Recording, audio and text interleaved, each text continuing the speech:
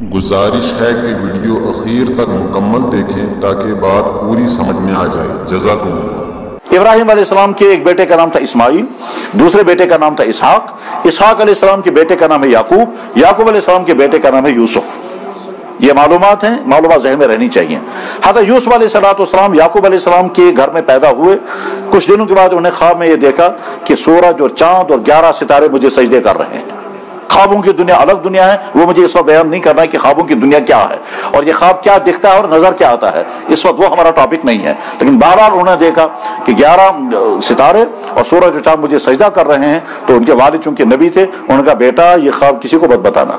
और उनको महसूस हो गया कि मेरा बेटा आगे चलकर बहुत ऊंचे जगह गया, यानी हमारे घर में जो नबूवत है, नबूवत आगे इसी को मिलने वाली है। इसलिए फरमाया कि ला तख्सुस रुया का इख्वती का, आप किसी को ये ख्वाब मत सुनाएं, खास तौर पर अपने भाइयों को मत सुनाना। इसका मतलब यह हुआ कि बहुत सारी चीजें आपकी वो होंगी जो आपको अपने करीब से करीब तर आदमी से भी छुपा कर रखनी होती हैं।